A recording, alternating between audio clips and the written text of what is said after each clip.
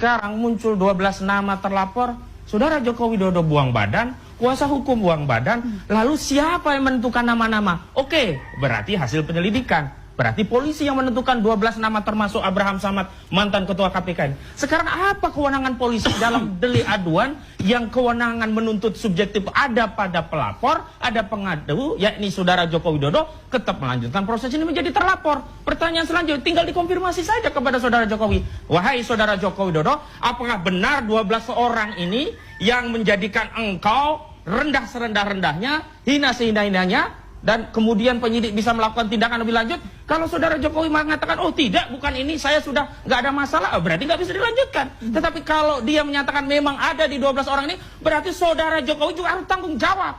Jangan buang badan kepada polisi, jangan rakyat diadu domba dengan polisi. Kenapa? Karena nama-nama itu muncul karena ada laporan. Laporan ini delik 310 KUHP tentang pencemaran, 311 tentang fitnah, dan kemudian ada 27 tentang juga menjaga kehormatan menggunakan ITE. Lalu muncul orang-orang yang nggak ada urusannya dengan perkara ini, pakai 160 tentang penghasutan, pasal menyebar kebencian dan perusahaan kepada individu dan kelompok masyarakat berdasarkan suku, agama, ras, etnis, dan antar golongan, pakai 28 ayat 2.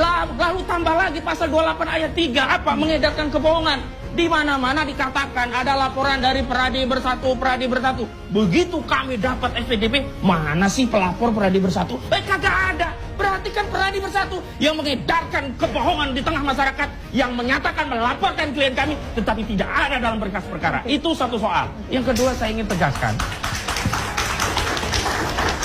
Katanya dari 8 orang ini sebetulnya belum semua diperiksa. Betul. Ini kan aneh lagi.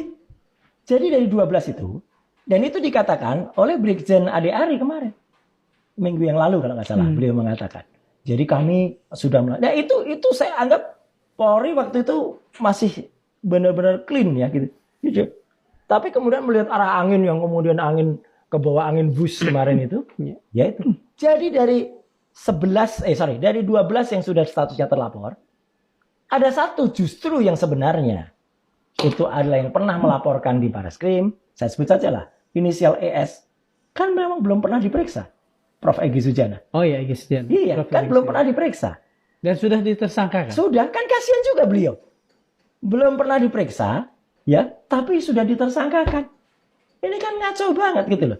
Iya, artinya apa? Artinya Kepolisian Republik Indonesia yang di hal ini adalah Polda Metro Jaya. Ya, tolonglah benar-benar lakukan tindakan hukum itu kalau mau disebut sebagai presisi, ya kan itu. Kalau begitu, melihat segala yang tadi disampaikan, ya. Apa kabar reformasi Polri ini? Ya, itulah harusnya yang terjadi. Dan apa kabar kan gini, sebelum tim yang dibentuk hari ini, itu kan sebenarnya Polri katanya sudah membentuk tim reformasi sendiri kan? Betul. Itu tadi jawabannya. Apa kabar? Ya nggak ada kabar.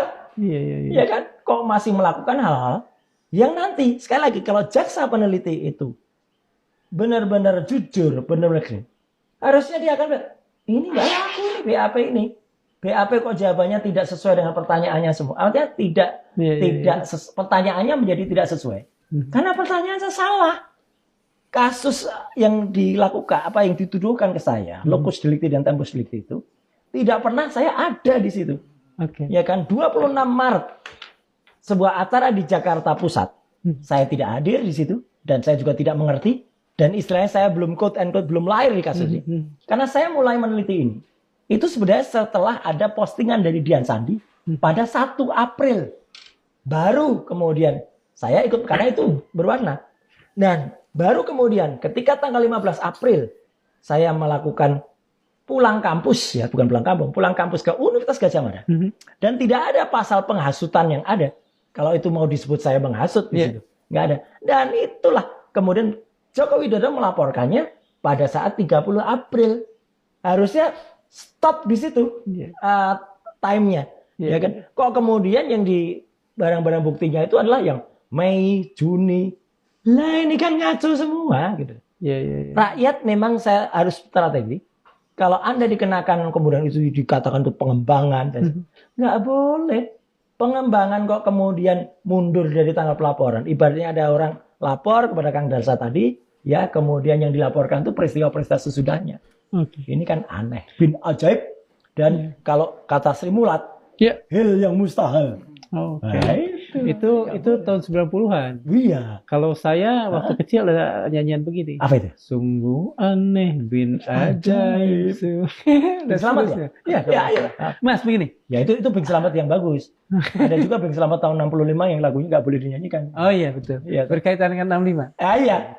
Yang ada di film Pengkhianatan itu. Iya, betul. Ya. Bagaimanapun kan ada orang-orang di sekitar Mas. Ya. Ada istri, ada keluarga, ada ibu kalau masih ada. Ya, ada. Ibu bagaimana mereka melihat sikap mereka setelah ya alhamdulillah penetapan ini? Setelah tadi mereka beliau-beliau itu mendengar ya, istri saya juga mendengar langsung karena langsung saya beritahu karena saya mendengar pertama kali itu di kendaraan ya karena saya memang sudah diberitahu juga, Mas standby lo ya kalau nanti ada penutup. Oke, dan kira-kira jam 10 lebih ada breaking news dan kemudian saya lihat Kapolda Metro Jaya ya Irjen Asep ya. Kemudian orang Sunda ada di situ ya dan membuat itu ya udah ya saya beritahu lah gitu dan alhamdulillahnya apa semuanya menyatakan kuat Mas, kita doakan tegakkan kebenaran ya dan tidak hanya 1-2 mostly ya yang ada di dalam WA saya termasuk dukungan dari komunitas Australia yang luar biasa, ada banyak sekali tadi yang mengirim karena mereka pertamanya mempertanyakan benarkah berita ini Mas gitu dan banyak sekali. Ini benar nih, nggak usah saya sebutkan ya. Ada siapa-siapa ya. Tapi yang menawarkan ada buktinya ya. Buktinya adalah ada WA saya tidak jawab. Iya, menawarkan selaku ahli. Termasuk salah seorang profesor yang dulu dikenal sebagai termul, ya. Tapi sudah, nggak usah saya sebut lah. Ya, itu profesor ahli komunikasi. Ya, kemudian ada juga mantan komisi penyiaran juga yang ikut juga menawarkan sebagai ahli. Mantan anggota KIP juga, ya. Semuanya menawarkan diri, Mas. Ini benar-benar kacau gitu. Dan termasuk jenderal-jenderal yang memang beliau tidak WA ke saya, tapi saya membaca statementnya, gitu. Dr. Taufik juga dari Solo yang juga memberikan video yang kemudian disebar ke masyarakat yang dukungannya. Terima kasih untuk semuanya.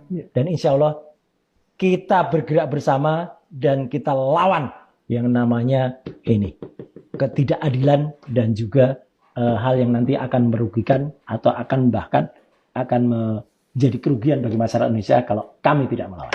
Jadi hanya satu kata? Ya, lawan. Assalamualaikum warahmatullahi wabarakatuh. Polemik ijazah Jokowi dan dinamika hukumnya. Kita akan membahas sebuah isu yang cukup menyita perhatian publik, yaitu laporan terkait dugaan ijazah palsu mantan Presiden Joko Widodo. Kasus ini bermula pada April 2025 ketika Pak Jokowi melaporkan sejumlah individu ke Polda Metro Jaya. Laporan ini bukan tentang ijazah palsu itu sendiri, melainkan dugaan pencemaran nama baik dan fitnah atas tuduhan bahwa ijazah beliau adalah palsu. Ini adalah langkah hukum yang diambil oleh Pak Jokowi untuk membersihkan nama baiknya. Setelah laporan tersebut masuk, penyidik kepolisian melakukan proses penyidikan. Dari hasil penyidikan ini, polisi menemukan dan menetapkan 12 orang sebagai terlapor. Nama-nama ini muncul berdasarkan temuan awal dan bukti-bukti yang dikumpulkan oleh penyidik. Bukan semata-mata daftar yang diberikan langsung oleh Pak Jokowi. Beberapa nama yang muncul di antara adalah tokoh publik seperti Abraham Samad yang pernah menjabat Ketua KPK, serta Rosuryo, Rismon, dan Dr. Tifa. Ini menunjukkan bahwa penetapan terlapor adalah kewenangan polisi berdasarkan prosedur hukum. Penting untuk dipahami bahwa proses ini termasuk dalam kategori delik aduan. Artinya, proses hukum sangat bergantung pada kemauan pelapor. Jika Pak Jokowi sebagai pengadu menyatakan bahwa tuduhan tersebut benar-benar merugikan dan ia ingin proses hukum dilanjutkan, maka polisi dapat terus memprosesnya hingga ke meja hijau. Namun, jika sewaktu-waktu Pak Jokowi menyatakan bahwa ia sudah tidak mempermasalahkan atau menarik aduan, maka proses hukum tidak bisa dilanjutkan. Ini adalah mekanisme yang melindungi hak individu dalam kasus pencemaran nama baik. Saat ini, kasus ini sudah naik ke tahap penyidikan.